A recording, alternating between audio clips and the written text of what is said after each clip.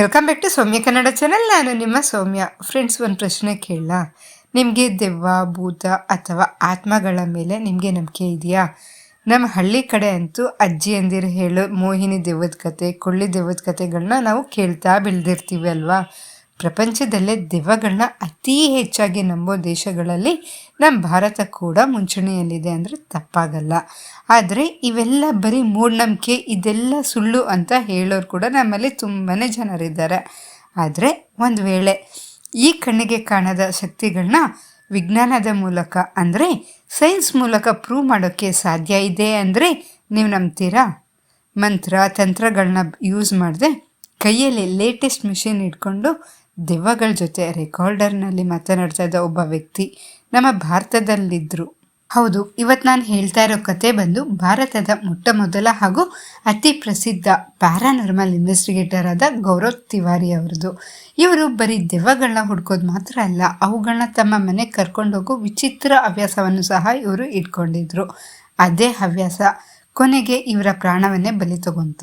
ಒಂದಿನ ಬೆಳ್ಳಂಬೆಳಗ್ಗೆ ತಮ್ಮದೇ ಮನೆಯ ಬಾತ್ರೂಮ್ನಲ್ಲಿ ಅವರು ನಿಗೂಢವಾಗಿ ಸಾವನ್ನಪ್ಪಿದ್ದಾಗ ಇಡೀ ಭಾರತವೇ ಬಿಚ್ಚಿ ಬಿದ್ದಿತ್ತು. ಅಷ್ಟಕ್ಕೂ ಅವತ್ತು ಆ ಬಾತ್ರೂಮ್ನಲ್ಲಿ ನಡೆದಿದ್ದಾದರೂ ಏನು? ಅದು ಆತ್ಮಹತ್ಯೆನ ಅಥವಾ ಯಾವುದೋ ಅಗೋಚರ ಶಕ್ತಿ ಮಾಡಿದ ಕೊಲೆನ? ಬನ್ನಿ, ಇಂಥವರ ಎದೆಯಲ್ಲೂ ನಡ್ಕೋ ಹುಟ್ಟಿಸೋ ಗೌರವ್ ತಿವಾರಿ ಅವರ ಈ ನಿಗೂಢ ಕಥೆಯನ್ನು ಎಳೆ ಎಳೆಯಾಗಿ ಬಿಡಿಸಿ ನೋಡೋಣ. ಸಾಮಾನ್ಯವಾಗಿ ನಮ್ಮಲ್ಲಿ ದೆವ್ವ ಹಿಡ್ದಿದೆ ಅಂದರೆ ದೇವಸ್ಥಾನಕ್ಕೋ ದರ್ಗಾಕ್ಕೋ ಅಥವಾ ಮಾಂತ್ರಿಕರ ಹತ್ರ ಕರ್ಕೊಂಡು ಹೋಗ್ತಾರೆ. ನಿಂಬೆಹಣ್ಣು ತಾಯ್ತ ಕಟ್ಟೋದನ್ನು ನಾವು ಅಲ್ಲಿ ನೋಡ್ತಾ ಇರ್ತೀವಿ. ಆದರೆ ಗೌರವ್ ತಿವಾರಿ ಆ ದಾರಿಯನ್ನು ಹಿಡಿಲಿಲ್ಲ. ಇವರು ಮೂಲತಃ ಒಬ್ಬ ಪೈಲಟ್ ಆಗಬೇಕು ಅಂತ ಕನಸು ಕಂಡವರು. ತಮ್ಮ ವಿದ್ಯಾಭ್ಯಾಸಕ್ಕಾಗಿ ಇವರು ಅಮೆರಿಕಕ್ಕೆ ಹೋದಾಗ ಅವರ ಜೀವನದ ದಿಕ್ಕೇ ಬದಲಾಯಿತು. ಅಮೆರಿಕದಲ್ಲಿ ಜನರು ದೆವ್ವಗಳ ಬಗ್ಗೆ ರಿಸರ್ಚ್ ಮಾಡೋಕ್ಕೆ ದೊಡ್ಡ ದೊಡ್ಡ ಟೆಕ್ನಾಲಜಿ ಬಳಸೋದನ್ನು ಗೌರವ್ ನೋಡಿದರು. ಗೋಸ್ಟ್ ಹಂಟಿಂಗ್ ಅನ್ನೋದು ಅಲ್ಲಿ ಒಂದು ದೊಡ್ಡ ಪ್ರೊಫೆಷನ್ ಆಗಿತ್ತು. ಇದನ್ನು ನೋಡಿ ಪ್ರಭಾವಿತರಾದ ಗೌರವ್ ಅವರು ನಮ್ಮ ಭಾರತದಲ್ಲಿ ಇಷ್ಟೊಂದು ದೆವ್ವದ ಕಥೆಗಳಿದೆ, ಸಾವಿರಾರು 100 ಪ್ಲೇಸಸ್ಗಳಿದೆ, ಆದರೆ ಇದನ್ನು ಯಾರು ಯಾಕೆ ಸೈಂಟಿಫಿಕ್ ಆಗಿ ಸ್ಟಡಿ ಮಾಡ್ತಾ ಇಲ್ಲ ಅಂತ ಯೋಚನೆ ಮಾಡಿದರು. ಆಗ ಹುಟ್ಕೊಂಡಿದೆ Indian paranormal society.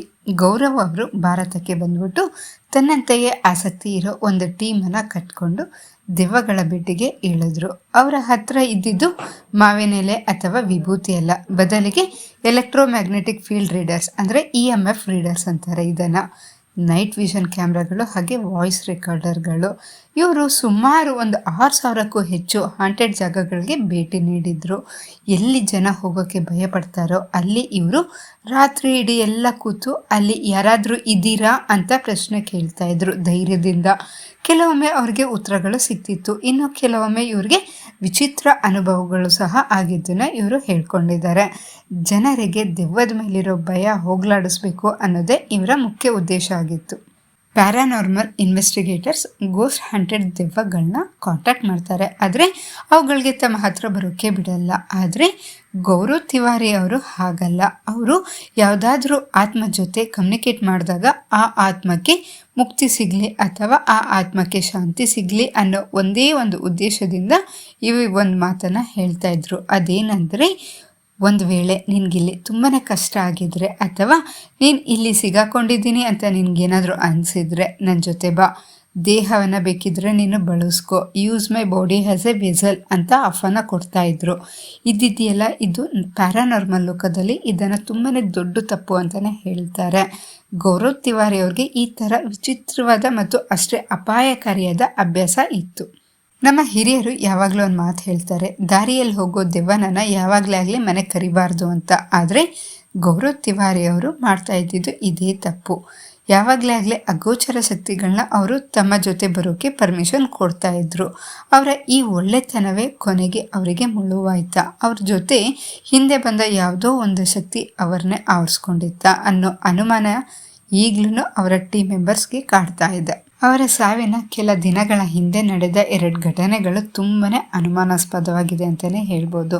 First one ಬಂದ್ಬಿಟ್ಟು ರಾಜಸ್ಥಾನದ ಕುಖ್ಯಾತ ಭಾಂಗರ್ಕೋಟೆಯ ಘಟನೆ. ಈ ಭಾಂಗರ್ಕೋಟೆ ಹತ್ರ ಸೂರ್ಯ ಮುಳುಗಿದ ಮೇಲೆ ಅಲ್ಲಿಗೆ ಹೋಗೋದು ನಿಷಿದ್ಧ, ಅಲ್ಲಿ ಯಾರೂ ಹೋಗೋದಿಲ್ಲ. ಅಂಥ ಜಾಗಕ್ಕೆ ಗೌರವ್ ಅವರು ಇನ್ವೆಸ್ಟಿಗೇಷನ್ ಮಾಡಿದರು. ಆ ದಿನ ಅಲ್ಲಿ ಏನಾಯಿತೋ ಗೊತ್ತಿಲ್ಲ. ಆದರೆ ಅಲ್ಲಿಂದ ಬಂದ ಮೇಲೆ ಗೌರವ್ ತುಂಬಾ ಬದಲಾಗಿದ್ದರು. ಯಾವಾಗಲೂ ಲವಲವಿಕೆಯಿಂದ ಇರ್ತಿದ್ದ ಅವರು ಒಂಥರ ಡಿಪ್ರೆಷನ್ಗೆ ಹೋದ ಹಾಗೆ, ಯಾರೋ ತಮ್ಮನ್ನು ಕಂಟ್ರೋಲ್ ಮಾಡ್ತಾ ಇದ್ದಾರೆ ಅನ್ನೋ ಹಾಗೆ ವರ್ತಿಸೋಕೆ ಶುರು ಮಾಡ್ತಾಯಿದ್ರು ಅಂತ ಅವರ ಸ್ನೇಹಿತರು ಹೇಳ್ಕೊಂಡಿದ್ದಾರೆ. ಇನ್ನು 2ನೇ ಘಟನೆ ನಡೆದಿದ್ದು ಮುಂಬೈನಲ್ಲಿ. ಇದು ಅವರ ಜೀವನದ ಕೊನೆ ಕೇಸ್. ಜುಲೈ 2016ರಲ್ಲಿ ಮುಂಬೈನ ಒಂದು ಕುಟುಂಬ ತಮ್ಮ ಮಗಳಿಗೆ ದೆವ್ವ ಹಿಡಿದಿದೆ ಅಂತ ಗೌರವ್ ಅವ್ರನ್ನ ಅಪ್ರೋಚ್ ಮಾಡ್ತಾರೆ. ಆಗ ಗೌರವ್ ಅವರು ಅಲ್ಲಿಗೆ ಹೋಗಿ ಆ ಹುಡುಗಿ ಜೊತೆ ಮಾತಾಡೋಕ್ಕೆ ಶುರು ಮಾಡಿದರು. ಆಗ ಆ ಹುಡುಗಿ ಅಥವಾ ಆಕೆಯಲ್ಲಿದ್ದ ಶಕ್ತಿ ಹೇಳುತ್ತೆ. ಗೌರವ್ ಮುಖ ನೋಡ್ಬಿಟ್ಟು ಜೋರಾಗಿ ನಗ್ತಾ, ಗೌರವ್ ನೀನು ಯಾರು ಅಂತ ನನಗೆ ಗೊತ್ತು, ನನಗೆ ಮಾತ್ರ ಅಲ್ಲ ಈ ಜಾಗದಲ್ಲಿರೋ ಪ್ರತಿಯೊಬ್ಬರಿಗೂ ನಿನ್ನ ಪರಿಚಯ ಇದೆ ಅಂತ ಹೇಳಿತಂತೆ. ಒಂದು ಅಪರಿಚಿತ ಮನೆಯಲ್ಲಿರೋ ಆತ್ಮಕ್ಕೆ ಗೌರವ್ ಹೆಸರು ಹೇಗೆ ಗೊತ್ತಾಯಿತು? ಅಲ್ಲಿಯೂ ಕೂಡ ಗೌರವ್ ಪಾಪ ಒಳ್ಳೆತನವನ್ನು ತೋರಿಸ್ತಾ ಆ ಆತ್ಮವನ್ನು ನನ್ನ ಜೊತೆ ಬಾ ಅಂತ ಕರೆದಿತ್ತು. ಆಕೆ ಸಾಲಾಯಿತು, ಆ ಹುಡುಗಿ ಸರಿ ಹೋದ್ಲು. ಆದರೆ ಗೌರವ್ ದೆಹಲಿಗೆ ವಾಪಸ್ ಬರಬೇಕಾದ್ರೆ ಆ ಶಕ್ತಿ ಅವ್ರ ಜೊತೆಗೆ ಬಂತು ಅಂತ ತುಂಬ ಜನ ಬಲವಾಗಿ ನಂಬ್ತಾರೆ. ಮುಂಬೈಯಿಂದ ಮನೆಗೆ ವಾಪಸ್ ಬರ್ತಾರೆ. ಮರುದಿನವೇ ಈ ದುರಂತ ನಡೆಯುತ್ತೆ. ಜುಲೈ 7, 2016 ಗೌರವ್ ತಿವಾರಿ ಅವರು ದೆಹಲಿಯ ಮನೆಗೆ ವಾಪಸ್ ಆದಾಗ ಎಲ್ಲವೂ ನಾರ್ಮಲ್ ಆಗೇ ಇತ್ತು. ತಿಂಡಿ ಸಹ ತಿಂತಾರೆ. ತಿಂಡಿ ಆದಮೇಲೆ ಸ್ನಾನ ಮಾಡೋಕ್ಕೆ ಅಂತ ಬಾತ್ರೂಮ್ ಒಳಗೆ ಹೋದರು. ಬಾತ್ರೂಮ್ ಬಾಗಿಲು ಹಾಕಿದ 5 ನಿಮಿಷ ಒಳಗಡೆಯಿಂದ ಜೋರಾಗಿ ಏನೋ ಒಂದು ಶಬ್ದ ಕೇಳಿಸುತ್ತೆ. ಬೆಚ್ಚಿ ಬಿದ್ದ ಅವರ ಪತ್ನಿ ಮತ್ತು ತಂದೆ ಓಡ್ ಬಂದು ಬಾಗಿಲು ಬಡಿದ್ರು. ಆದರೆ ಒಳಗಡೆಯಿಂದ ಮಾತ್ರ ಯಾವುದೇ ಪ್ರತಿಕ್ರಿಯೆ ಬರಲಿಲ್ಲ. ಕೊನೆಗೆ ಬಾಗಿಲು ಹೊಡೆದು ನೋಡಿದಾಗ ಅಲ್ಲಿ ಕಂಡ ದೃಶ್ಯ ಇದೆಯಲ್ಲ ನೋಡಿ, ಇಡೀ ಕುಟುಂಬನೇ ಕುಸಿದು ಬಿದ್ದಿತ್ತು. ಭಾರತದ ಫೇಮಸ್ ಪ್ಯಾರಾನಾರ್ಮಲ್ ಎಕ್ಸ್ಪರ್ಟ್ ಆದ ಗೌರವ್ ತಿವಾರಿ ಅವರು ಪ್ರಜ್ಞೆ ತಪ್ಪಿ ಬಿದ್ದಿದ್ದರು. ಅವರ ಕುತ್ತಿಗೆ ಮೇಲೆ ಒಂದು ವಿಚಿತ್ರವಾದ ಕಪ್ಪು ಕಲೆ ಬ್ಲ್ಯಾಕ್ ಲೈನ್ ಇತ್ತು. ಆಸ್ಪತ್ರೆಗೆ ಸೇರಿಸಿದ್ರು ಕೂಡ ಏನು ಪ್ರಯೋಜನ ಆಗಲಿಲ್ಲ. ಅವರು ಬದುಕೊಳ್ಳಲಿಲ್ಲ. ಪೊಲೀಸರು ಇದನ್ನು ಆತ್ಮಹತ್ಯೆ ಸೂಸೈಡ್ ಅಂತ ಹೇಳಿದರು. ಆದರೆ ಗೌರವ್ ತಂದೆ ಮತ್ತು ಅವರ ಟೀಮ್ ಮಾತ್ರ ಇದನ್ನು ಒಪ್ಪಲೇ ಇಲ್ಲ. ಗೌರವ್ಗೆ ಫಿನಾನ್ಷಿಯಲಿ ತುಂಬಾ ಸ್ಟ್ರಾಂಗ್ ಇದ್ದರು. ಅವ್ರಿಗೆ ಯಾವುದೇ ರೀತಿ ಸಮಸ್ಯೆ ಇರಲಿಲ್ಲ ಫಿನಾನ್ಷಿಯಲಿ. ಹಾಗೆ ಫ್ಯಾಮಿಲಿ ಪ್ರಾಬ್ಲಮ್ ಸಹ ಅವ್ರಿಗೆ ಇರಲಿಲ್ಲ. ಅವರು ತುಂಬಾ ಸ್ಟ್ರಾಂಗ್ ಮನುಷ್ಯ. ಅವರು ಆತ್ಮಹತ್ಯೆ ಮಾಡ್ಕೊಳ್ಳೋಕ್ಕೆ ಚಾನ್ಸೇ ಇಲ್ಲ ಅಂತ ಅವರೆಲ್ಲ ಕಣ್ಣೀರು ಹಾಕಿದ್ರು. ಅದಕ್ಕಿಂತ ಭಯಾನಕವಾದ ವಿಷಯ ಏನಂದರೆ ಅವರ ಕುತ್ತಿಗೆ ಮೇಲಿದ್ದ ಆ ಕಪ್ಪು ಕಲೆ. ಸಾಮಾನ್ಯವಾಗಿ ನೇಣು ಹಾಕ್ಕೊಂಡ್ರೆ ಬರೋ ಕಲೆಗೂ ಇದಕ್ಕೂ ತುಂಬಾ ವ್ಯತ್ಯಾಸ ಇತ್ತು. ಅವರು ಯಾವುದೋ ಅಗೋಚರ ಶಕ್ತಿ ಬಲವಾಗಿ ಕುತ್ತಿಗೆ ಹಿಸುಕಿದಾಗ ಆಗೋ ಮಾರ್ಕ್ ಥರ ಇತ್ತು ಅಂತ ಪ್ಯಾರಾನಾರ್ಮಲ್ ಎಕ್ಸ್ಪರ್ಟ್ಗಳು ಅಭಿಪ್ರಾಯ ಪಟ್ಟಿದ್ರು. ಅವರು ಸಾಯೋ ಹಿಂದಿನ ದಿನ ಗೌರವ್ ಅವರು ತಮ್ಮ ಹೆಂಡತಿ ಹತ್ರ ಹೇಳ್ಕೊಂಡಿದ್ರಂತೆ, ಯಾವುದೋ ಒಂದು ನೆಗೆಟಿವ್ ಎನರ್ಜಿ ನನ್ನನ್ನು ತುಂಬಾ ಕಂಟ್ರೋಲ್ ಮಾಡ್ತಾ ಇದೆ, ನಾನು ಎಷ್ಟೇ ಪ್ರಯತ್ನ ಪಟ್ಟರೂ ಅದರಿಂದ ಹೊರಬರೋಕ್ಕೆ ಆಗ್ತಾ ಇಲ್ಲ ಅಂತ ಹೇಳ್ಕೊಂಡಿದ್ರಂತೆ. ಇದೇ ಕೊನೆಗೆ ನಿಜ ಆಯಿತಾ? ಗೌರವ್ ತಿವಾರಿ ಯಾವಾಗಲೂ ಒಂದು ಮಾತು ಹೇಳ್ತಾ ಇದ್ರು, ನಾಲೆಡ್ಜ್ ಕ್ಯಾನ್ಸಲ್ ಫಿಯರ್. ಅಂದರೆ ಜ್ಞಾನ ಇದ್ದಿದ್ದ ಕಡೆ ಭಯ ಇರಲ್ಲ ಅಂತ ಅವ್ರು ನಂಬ್ತಾ ಇದ್ರು. ಆದರೆ ಕತ್ಲಲ್ಲಿ ಏನಿದೆ ಅಂತ ಇವರು ಟಾರ್ಚ್ ಹಾಕಿ ನೋಡಿದ್ರೆ ಭಯ ಹೋಗುತ್ತೆ ಅಂದ್ಕೊಂಡು ಅವರು ತಮ್ಮ ಇಡೀ ಜೀವನವನ್ನು ಆ ಕತ್ಲನ್ನು ಟೆಸ್ಟ್ ಮಾಡೋಕ್ಕೆ ಮೀಸಲಿಟ್ರು. ಆದರೆ ವಿಪರ್ಯಾಸ ನೋಡಿ, ಅದೇ ಕತ್ಲು ಅವ್ರನ್ನ ಶಾಶ್ವತವಾಗಿ ನುಂಗು ಹಾಕ್ತು. ಅದು ನಿಜವಾಗ್ಲೂ ಆತ್ಮಹತ್ಯೆನ ಅಥವಾ ಅವರು ತಮ್ಮ ಜೊತೆ ಕರೆ ತಂದ ಆ ಆತ್ಮವೇ ಅವರ ಪ್ರಾಣ ತೆಗಿತ? ಈ ಪ್ರಶ್ನೆಗೆ ಉತ್ತರ ಇವತ್ತಿಗೂ ಸಿಕ್ಕಿಲ್ಲ. ಗೌರವ್ ತಿವಾರಿ ಹೋದ ನಂತರ ಭಾರತದಲ್ಲಿ ಅವರ ಸ್ಥಾನ ತುಂಬೋ ಧೈರ್ಯ ಮತ್ಯಾವ ಇನ್ವೆಸ್ಟಿಗೇಟರ್ಗೂ ಬರಲಿಲ್ಲ ಅನ್ನೋದೇ ಸತ್ಯ. ನಿಮಗೆ ಈ ವಿಡಿಯೋ ಇಷ್ಟ ಆಗಿದರೆ ಪ್ಲೀಸ್ ಲೈಕ್ ಮಾಡಿ. ನಿಮ್ಮ ಒಂದು ಲೈಕ್ ಇದೆಯಲ್ಲ ಅದು ನನಗೆ ಎನರ್ಜಿ ಕೊಡುತ್ತೆ ಮತ್ತಷ್ಟು ಒಳ್ಳೆ ವಿಡಿಯೋಸ್ನ ಮಾಡೋದಕ್ಕೆ. ನಿಮ್ಮ ಫ್ರೆಂಡ್ಸ್ ಆ್ಯಂಡ್ ರಿಲೇಟಿವ್ಸ್ ಎಲ್ಲರಿಗೂ ಶೇರ್ ಮಾಡೋದನ್ನು ಮಾತ್ರ ಮರಿಬೇಡಿ. ಇದೇ ರೀತಿಯ ರೋಚಕ, ಮಿಸ್ಟ್ರಿ ಮತ್ತು ಸತ್ಯ ಘಟನೆಗಳನ್ನ ನೋಡೋಕ್ಕೆ ನೀವು ಮರೆಯದೆ ನಮ್ಮ ಸೌಮ್ಯ ಕನ್ನಡ ಚಾನಲನ್ನು ಸಬ್ಸ್ಕ್ರೈಬ್ ಆಗೋದನ್ನು ಮಾತ್ರ ಮರಿಬೇಡಿ. ಹಾಗೆಯೇ ಅಲ್ಲೇ ಪಕ್ಕದಲ್ಲಿರೋ ಬೆಲ್ ಐಕಾನನ್ನು ಸಹ ಆ್ಯಕ್ಟಿವೇಟ್ ಮಾಡ್ಕೊಳ್ಳಿ.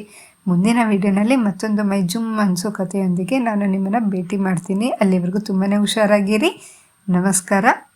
ನಾನು ನಿಮ್ಮ ಸೌಮ್ಯ.